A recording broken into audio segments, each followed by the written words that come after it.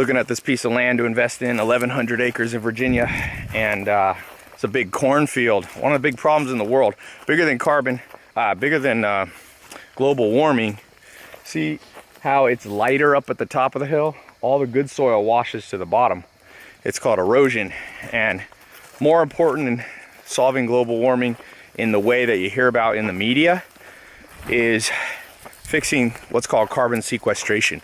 Basically, it means if you protect the soil, don't let it erode, it binds up in the soil all the things that go into the atmosphere and cause global warming. But what made America wealthy was this fertile base of soil, which increased economic production at the beginning, like in the 17, 18, even early 1900s. Now, of course, food's imported from all over, but a lot of the wealth of the world comes from soil. And now you got these harebrained ideas like ethanol instead of using gasoline. A lot of these regulations have unintended side effects. Remember, for every action, there's an opposite and equal reaction. So if you do ethanol, quote unquote, to save the world, well, then they plow up all these fields that are too steep that really should be in pasture or woods. They grow corn, they destroy the soil, they cause erosion. The good soil sloughs down here to the bottom. And it's very hard to ever fix that, by the way. And then, sure, you can not use gasoline in a car and use ethanol, but it's like one step forward and two steps backwards. So be very careful, you know, when you are voting for whether it be a politician or a law, that you really understand what you're voting on, you know? Especially around regulations of Mother Nature. Most people mean well, but cause, you know, true nightmares. Like the whole world's been plowed up for corn. You go to Brazil, the rainforest, why do you think they're plowing it up? And a lot of people think it's just for cows. It's not just for cows. They're plowing it up to plant corn because of subsidies. The government subsidizes corn. That causes other issues. Basically, the rule of thumb is if you don't have to intervene, leave it alone. Some people, Joel Salatin used to say, some people believe in salvation by legislation. Oh, if we just had more laws and more rules, everything would be solved. Anything bad you see, people are like, oh, it's like during the 2008 housing crisis. People are like, they passed this thing called the Dodd-Frank Act, which was basically a way to ensure that financial fraud would be diminished. And it had good intentions, but it causes all kinds of problems. Like it runs small mortgage brokers out of businesses and ends up the only people who can keep all the paperwork that the new law requires are big corporations. And they're the ones who caused the fraud in 2008 to start with. So you're trying to solve a problem and you end up literally creating the problem again, just magnified. I'm reading a great book. It's called The Art of Strategy, which talks about game theory. All you entrepreneurs, you need to understand game theory, because what game theory says is that you can't just think of life from your side of the story. You have to understand things react. So for example, Dodd-Frank, 2008 housing crisis, 6 million people lose their home, bankruptcy, people commit suicide, the government sees things from their side of the story like, we'll just fix it by passing some new laws. Well, they forgot to think, what will the other side do?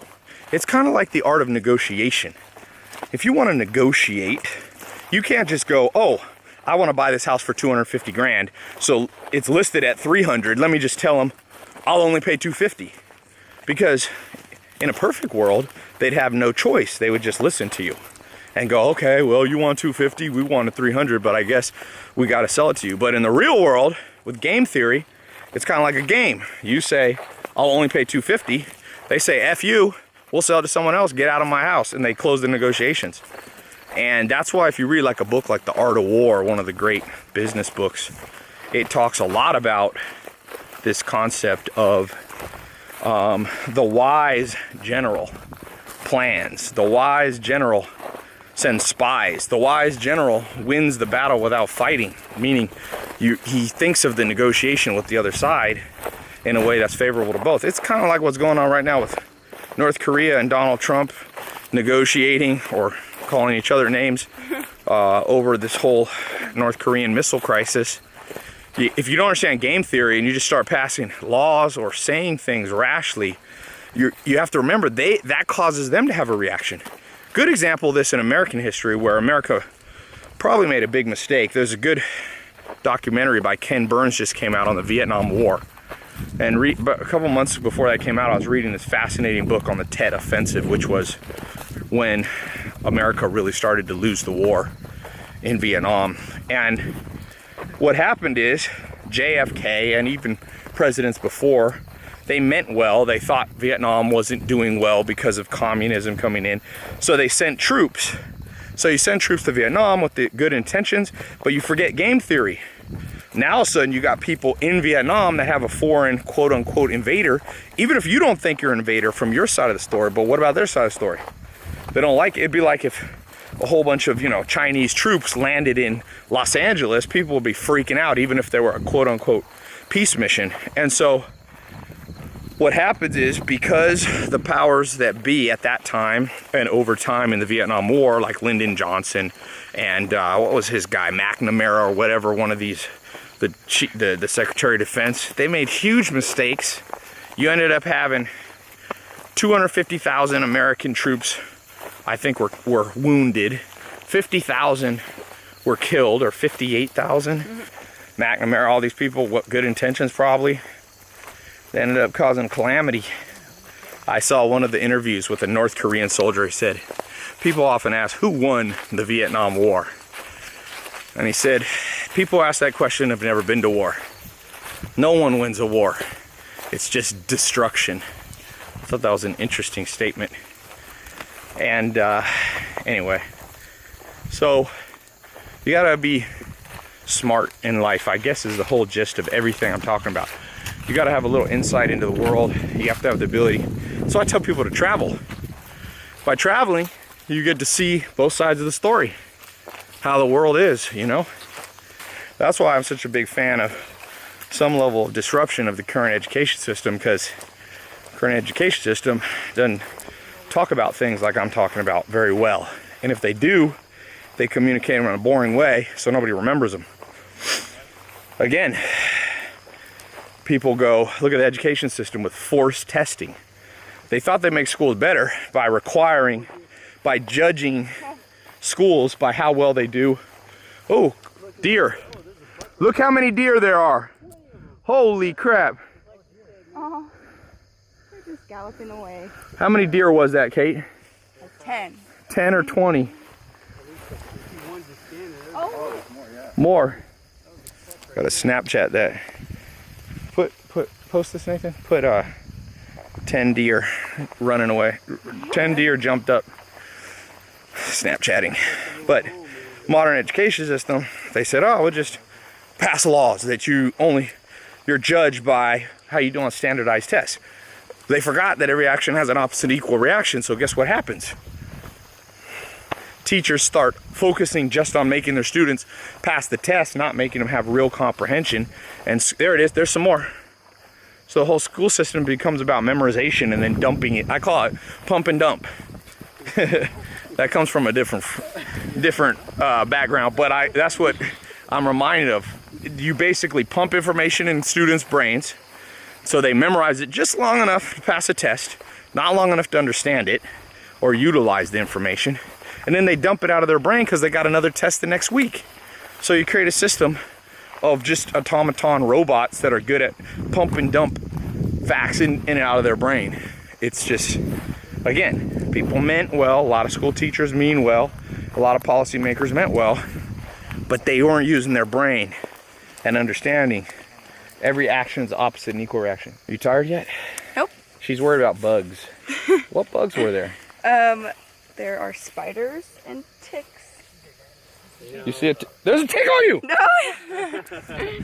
Stop. Nothing scares people more than teeny bugs. Isn't that funny how people are? It's like, not afraid of all the... Spiders can be poisonous. Spiders can be poisonous, but people will text while they drive.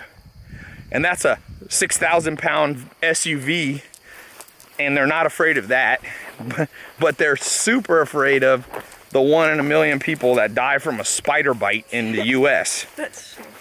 Another thing, common sense. That's called the bias of, basically there's a problem in our brain. It's called the availability bias. Things that are easily understandable, like spiders being a harm to your health, because that was an ancient one for thousands of years. That's been passed on in your genes to have natural fear of certain things, snakes and spiders, even babies have. But cars, there's no evolutionary memory for it because they're brand new. So people don't fear those, even though that's what most people die from. This is a cool little pasture in here. You could build a house back in here.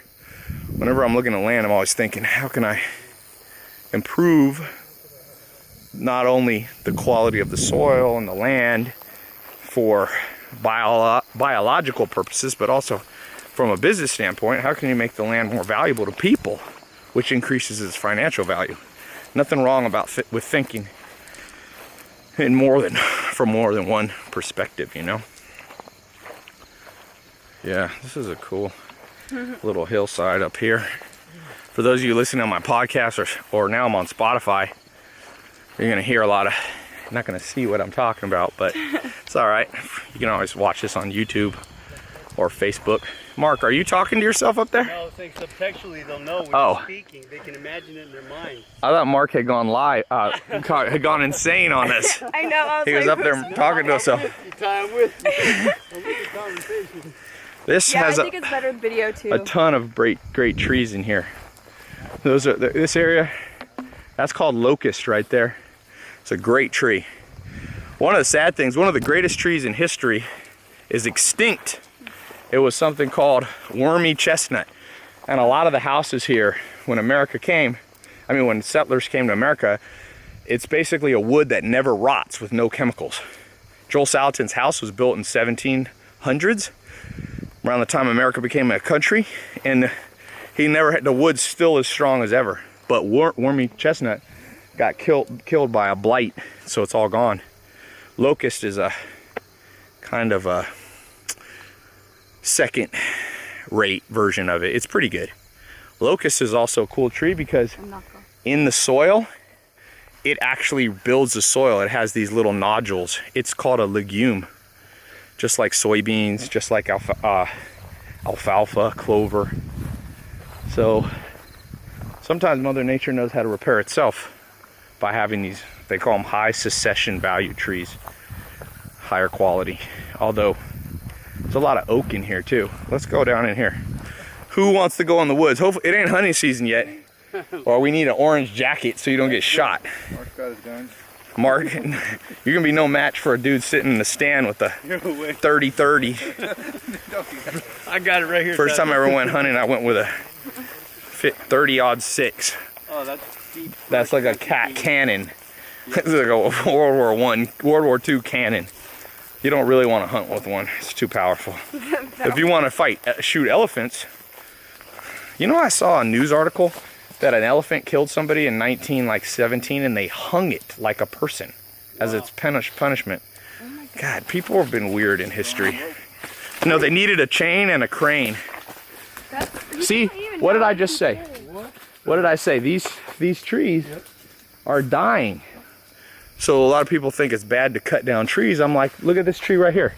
You could see, I think this is let me look at what kind of tree it is.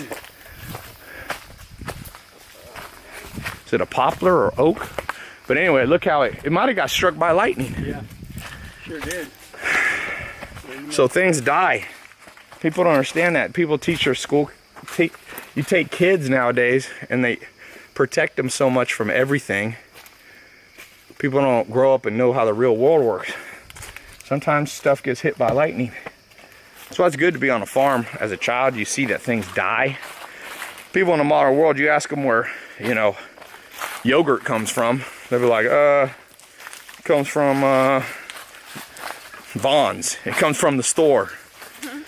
People are disconnected. That's why even if you live in the city, never spend 100% of your time in the city. I don't care. I was just in New York City right before this. You got to have time away. And you have to be, in the modern world, have to be careful to not be overstimulated. There's social media, there's TV, there's Netflix, there's movies, there's parties, there's like, you know, everything's like only a step away. It's at your fingertips, so people never can just sit down, read, think. You have to spend at least a couple hours a day really thinking through what you're doing in life. Reading, learning, listening, pen and paper, planning, like a general. The general of your life. The wise general has a plan and knows how to take action. Because sometimes people are like, oh, Ty, you say people should read. Well, if you just read, all you're going to do is get book smart. Blah, blah, blah. I'm like, what are you talking about? People are so stupid on this conversation. I'm like, really? You really think what I'm suggesting is just read? Do I look like I never do anything? Why can't you do both? You can have your cake and eat it too. You can live on a farm, you can be quiet, you can read, you can plan, you can be introverted, and you can learn to be extroverted, which is action-oriented, outward world-oriented. You can be in big cities. I was just in New York City 2 nights ago. Massive farm. I mean, this thing is big. Here, we gotta walk this way and make our loop back.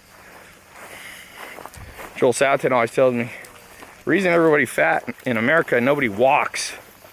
I did this interview years ago with the guy who wrote a book called, oh look, something got eaten right there. Oh no, that's a plant. That's thistle. I interviewed a guy named Lieberman. He's a Harvard professor of paleoanthropology, and he studies, the book is called The Story of the Human Body. It's a great one if you want to pick it up, and it's about health, looking back at how our body evolved, what are the things we need to do to be healthy? And one of them, he said, is walk 6 miles a day. That was his recommendation, which the average person, you ever seen that movie? You ever seen that movie, Mark, called The Gods Must Be Crazy? Yeah. In that movie, they're like, they get in their car, back down the lane, their driveway, get the mail out of the mailbox, and then drive back home so they don't have to walk. That's how, but you can't believe how many people won't walk anywhere. That's why, one reason Europeans are not so fat. You gotta walk, man. One of the things that this Lieberman said, the way our bodies are designed, the way our hips are opened up, that's what made us bipedal compared to, you know, gorillas and things like that or chimpanzees that walk on all fours, and the way our legs. So we're designed to walk, even more than run. And joggers, people who jog too much, their whole body falls apart. You're built to do what physical personal trainers call HIIT, high intensity interval training, where basically you walk, sprint, rest, walk. Very few times in history did people have to just jog for 30 miles. And if they did, they're on uneven surfaces, which cause less joint damage than just running on the concrete. Remember, every action has opposite and equal reaction. So if you go, oh, I'm gonna get healthy by just running on the sidewalk outside of my house 5 miles, well, your body has an equal reaction to it. Mother Nature laughs last. You gotta be curious, study what is your body built to do. It's kind of like in business to be successful. I was with my business partner, Sam Ovens, and he said he became a self-made millionaire by, I think, 26 years old, and started a company at 22. First one failed, built another one, and he said one of the big mistakes he forgot was he would start businesses around what he wanted to sell. He forgot to build a business around an existing desire that people already want. So I always say it's better to sell to the willing. So people don't understand game theory. They don't understand anything I've talked about in the stock. They just think from a narcissistic, egocentric place. They build businesses that they're their only customer. And you can guess how much money you make if you're your only customer. You could even charge $1 million for the product. But if you were paying yourself $1 million, you still only have the same amount of money as you started on day one. Woo, it's a steep hill. Okay, Nathan, interval training. Who sprinted to the top? Kate. Kate slept 12 hours. I needed it. Okay, let's see. Put the bag. Nathan, you versus Kate. Take your bags here for you. Nathan's a military man. No, he's gonna beat me. To the top and back. Yeah, you can touch the fence and then come back. Now remember, it will be very funny on cameras if you guys trip on the way back and roll all the way. Okay, so here's the race. It's gonna be Kate against Nathan. Run to the top, up there to the fence, run back full speed. Hopefully you fall because it'll be amazingly funny. No, to see you guys rolling all the way down? On your marks. Wait, hold on. Here, hold this. He's gonna beat me. Can I get a head start? Why? Because he's a guy and he's in the military. Don't be sad. Hey, whoa. All right, let's see. On your marks.